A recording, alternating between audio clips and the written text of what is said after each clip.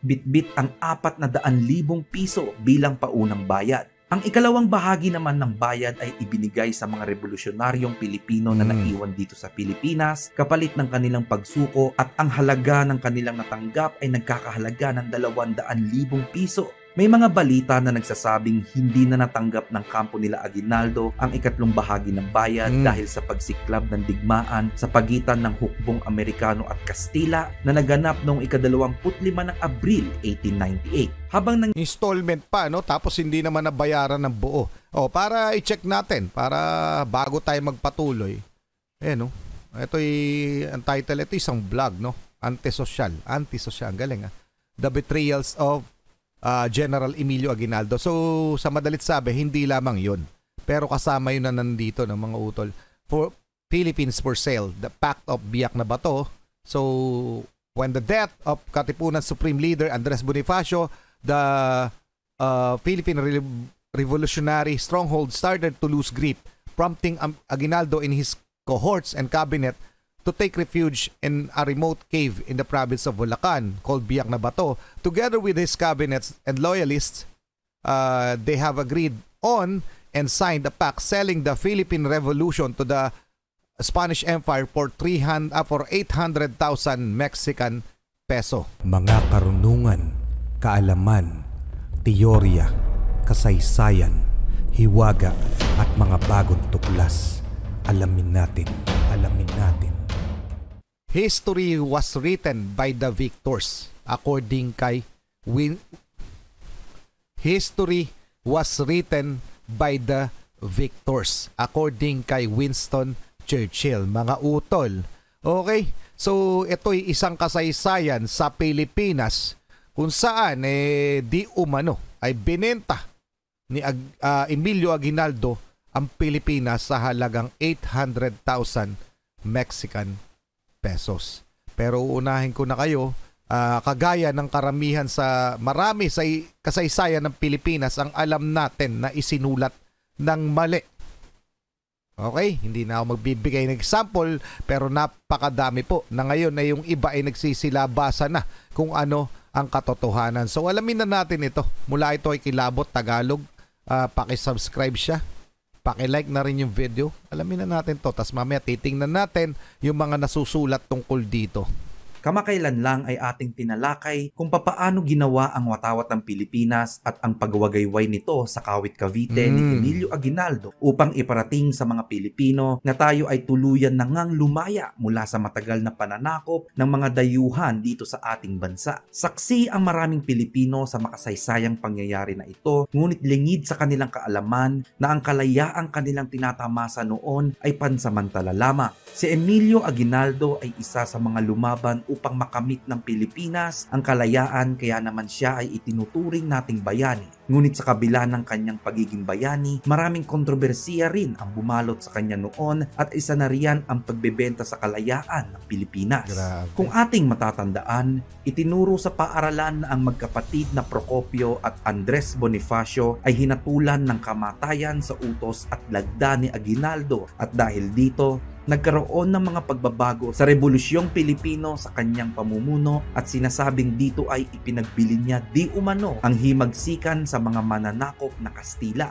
Ito mga utol, kumpirmado po yun, kinumpirma po yan ng isang sulat o testimonya mismo ni Emilio Aguinaldo na siya ang nag-utos ng pagpapatumba kay Procopio at kay Andres Bonifacio. Okay? So yan ay dulot ng politika. Ganun na kadumi ang sistema ng politika ng Pilipinas way back sa tinalagang unang presidente. 'Di ba? Ganun na kalala. Tuloy na muna natin. Ito ay naganap noong taong 1897 sa Biak na Bato sa bayan ng San Miguel, Bulacan. Dito ay nagkaroon ng kasunduan ang mga Pilipinong revolusyonaryo at mga Kastila sa pamamagitan ng abogadong si Pedro Paterno at sinasaad sa kasunduang ito ang pansamantalang pag-igil sa labanan ng magkabilang panig. Nakasaad sa kasunduang ito na ang mga Kastila ay magbibigay ng kabuuang 800,000 piso sa grupo ni Aguinaldo bilang kabayaran sa mga pinsalang idinulot ng kanilang pakikidigma sa isa't isa. Ngunit hindi ito ibibigay ng isang buo kundi ito ay hahatiin sa 3 parte at kada parte ay may mga kondisyong dapat tuparin ang panig ni Aguinaldo bago ito maibigay sa kanila. Sa unang bahagi ng bayad, sinasabing ibibigay nila ang paunang 400,000 piso kung isusuko ng revolusyonaryong Pilipino ang kanilang armas sa mga otoridad at kung papayag silang maipatapon sa Hong Kong. Sinasabi rin sa kasunduang ito na kung sila ay papayag, ang mga Kastila mismo ang personal na magbibigay ng kabuuang halaga nito kay Emilio Aguinaldo. Ang mga dokumento sa kasunduang ito ay nilagdaan noong ika-14 ng Disyembre 1897 at gaya ng napagkasunduan, si Aguinaldo kasama ang mga pinakamatataas na opisyal ng katipunan ay nagtungo sa Hong Kong upang tuparin ang isa sa mga kasunduan noong ika-23 ng Disyembre 1897, bitbit ang 400,000 piso bilang paunang bayad. Ang mga utol, sa palagay nyo ba kung ito man ay buong katotohanan, hindi ko sinasabi na hindi ito katotohanan. Ang sabi ko, kung ito ay buong katotohanan, palagay nyo ba ay tama yung desisyon ni Emilio Aguinaldo na ipagbili na ang Pilipinas? Siya ba ang may solong karapatan para niisip ko lamang na wala na, baga basically nawala na saysay. Nawala na saysay yung pinaglaban, yung mga bayaning nagkadamatay nung panahon ng revolusyon. Nawala na saysay, anong dahilan? Natakot na ba sila o mahirap talaga yung sitwasyon ng mga panahon na yun na kung ikaw yung nasa katayuan ni Aguinaldo ay parehas rin ang gagawin mo. So mahirap po na sabihin na nagkamali siya ng ginawa. Dahil nung panahon na yun, syempre ikaw ang leader, ikaw ang tinitingnan ng mga tao. Syempre pwedeng isipin mo rin yung kapakanan ng iyong nasasakupan. Noon that time baka wala na talaga silang kalaban-laban. Pwedeng ganon mga utol. So mas mabuting mailigtas natin kayo. Pero wala na talaga tayong magagawa. Nasakop na tayo.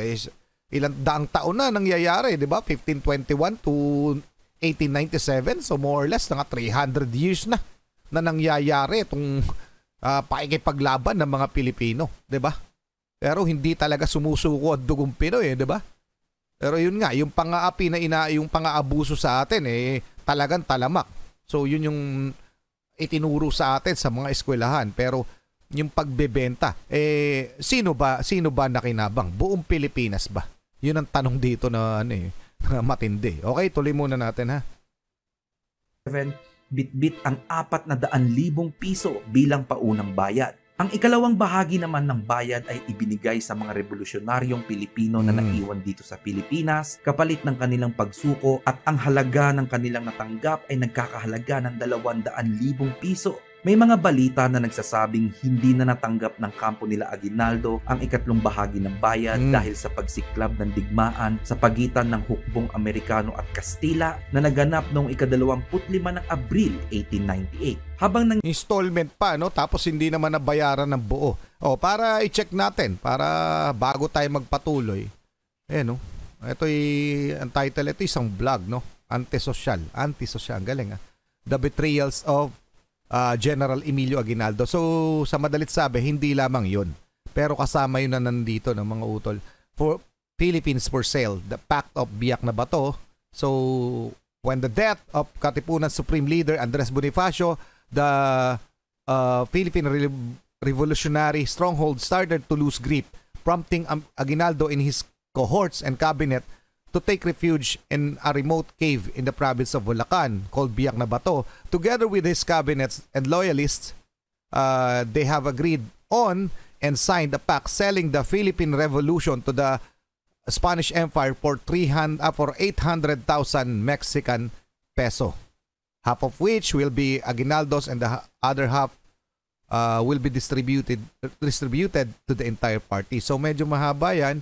Mga utol, pinakita na rin naman sa video kung paano hinati sa 400,000 muna, then installment yung bayad. Okay? Mamaya titingnan rin natin sa Wikipedia para sa kumpirmasyon nito, mga utol. Okay? So yun. Basically, ang daming mga article tungkol dito sa pagbebenta di umano ni Aguinaldo ng Pilipinas. So, palagay ko, malaking posible na totoo ito. So, ano masasabi nyo dyan? Pa-comment na lang, tuloy na natin. Nangyayari ang sagupaan, ito ay naging daan ni Aguinaldo upang magkaroon ng mga pagbabago sa revolusyonaryong Pilipino at dito ay binuo niya ang Hong Kong Junta na binubuo ng kanyang mga nakasama sa Hong Kong noong mga panahon na iyon at doon nga ay nagkaroon ng kasunduan si Aguinaldo sa hukbong Amerikano na sila ay tutulong upang labanan at magapi ang puwersa ng mga Kastila. Matapos ang kasunduang ito, ay agarang umuwi si Aguinaldo upang ipagpatuloy ang pakikipaglaban sa mga Kastila. Sa kanilang pagbalik ay nagkaroon sila ng mga problema. Dahil na rin sa kanyang murang edad, siya ay madaling nauto ng mga Amerikano. Kinausap ni Commodore George Dewey si Aguinaldo upang pigilan siyang pasukin ang Maynila at sinabi nitong hintayin ang mga hukbong Amerikano upang sabay na nilang sugurin ang mga Kastila upang masigurado na ang kanilang pagkapanalo at tuluyan na nilang maagaw ang lugar na ito sa mga Espanyol. Dito ay ipinangako niya na sa oras na maagaw na nila ang Maynila, ito ay kanila nang ibibigay kay Aguinaldo at sa mga Pilipino. Ngunit matapos na sugurin ng hukbong Amerikano ang puwersa ng mga Kastila at mapagtagumpayan ang labanan, hindi na nila hinayaan na makapasok si Aguinaldo at ang kanyang grupo sa Kamaynilaan. Dito nga ay masasabi nating naisahan ng mga Amerikano sa Aguinaldo. Dahil sa pangyayaring ito, nagtungo si Aguinaldo sa Malolos, Bulacan at dito ay itinayo niya ang Malolos Congress at kalaunan ay dito na nga ipinanganak ang unang republika ng Pilipinas. Ang komite na sumulat ng konstitusyon ay mga mayayaman at edukadong miyembro ng gabinete ni Aguinaldo at kabilang dito si General Antonio Luna. Sa kabila ng tahasang pagbabanta o panggugulang ng mga Amerikano kay Aguinaldo, siya ay naniniwala pa rin na walang intensyon ang bansang Amerika na sakupin ang Pilipinas dahil na rin malaki ang naging partisipasyon nila upang mapalaya ang ating bansa sa kamay ng mga Kastila.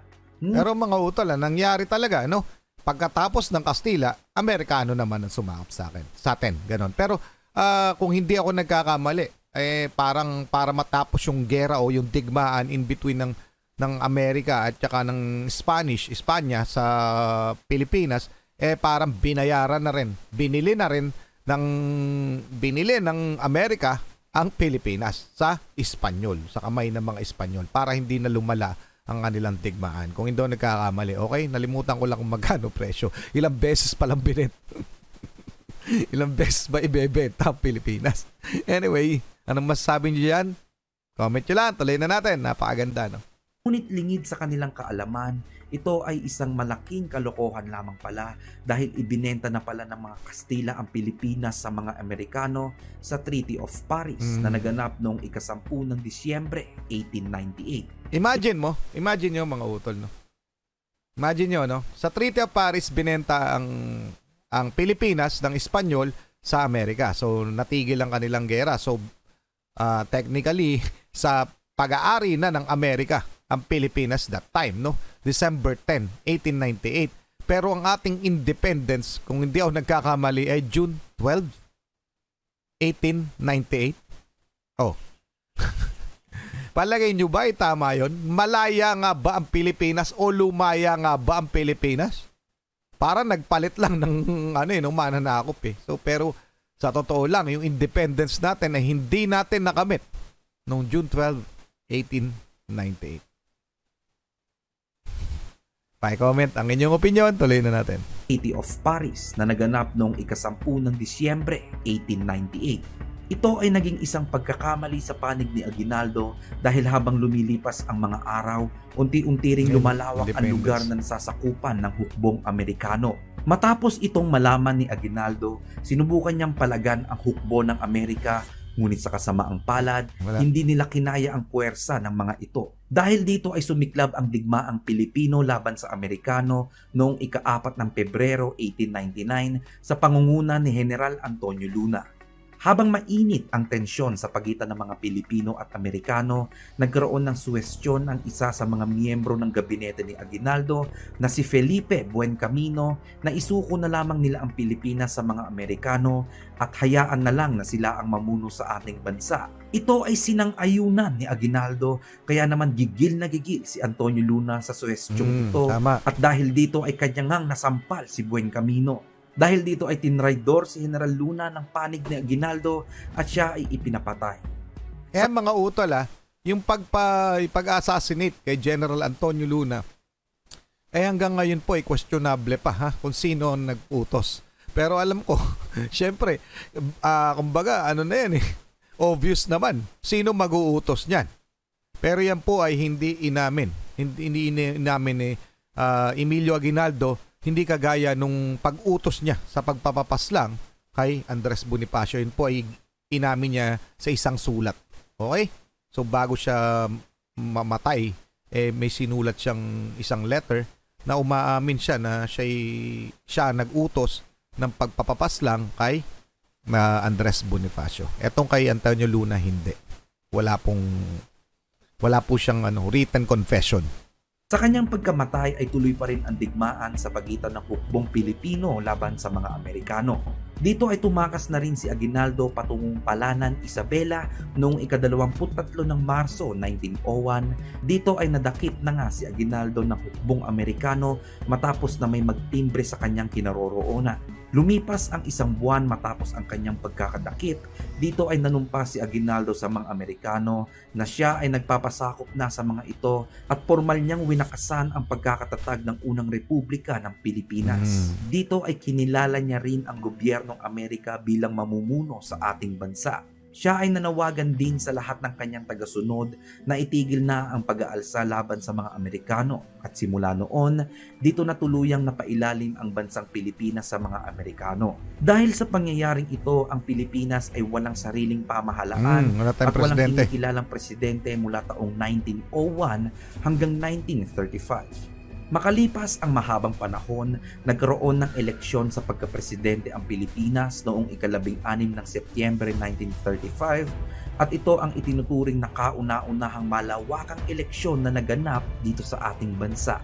Dito ay kumandidato sa pagkapresidente si Aguinaldo at ang mahigpit niyang katunggali noon sa posisyon ay si Manuel L. Quezon. Sa labanang ito, dito isinawalat ni Quezon ang lahat ng baho ni Aguinaldo at sinabing ibinulsa nito ang kalahati ng ibinayad noon sa kasunduan sa Biak na Bato. Ang tinutukoy dito ay ang 400,000 piso na paunang bayad ng mga Kastila sa kanila upang sila ay sumuko sa hukbong Kastila. Bukod pa riyan, ipinahukay ni Quezon ang bangkay ng magkapatid na Bonifacio upang ilantad sa publiko ang karahasan sa kanyang rehimen. Dahil dito ay tinalo ni Quezon si Aguinaldo sa pagkapresidente. Mga utol. So anong masasabi nyo? So napakatagal nating walang presidente, 1901 to 1935. So Manuel Quezon ang pangalawa. Pero sa totoo lamang may lumalabas sa history natin na may isa pang may unang presidente, kumbaga. Pero para sa akin, ang una natin pangulo ay si Andres Bonifacio. Para sa akin lamang. Anyway, anong masasabi nyo dyan mga utol? Pa-comment ang inyong opinion. Maraming salamat kay Kilabot. Kilabot Horror, Tagalog Horror Stories yata pangalan ng kanyang channel. Kilabot, Tagalog Horror Stories. Anyway, maraming salamat sa inyo. Muli ako sa Target Achilles in behalf of the Real South Pride Production. Okay, nagpapasalamat sa walang sawa niyong pagsuporta. Kayo mag-ingat, keep safe, God bless. At saludo po ako sa inyong lahat. Patuloy po tayo maghahanap ng mga interesting topics, particular mga history at saka mga bagong tuklas, yung mga discoveries na palagay ko masarap nating malaman, makaragdag sa ating kaalaman. Salamat pong muli.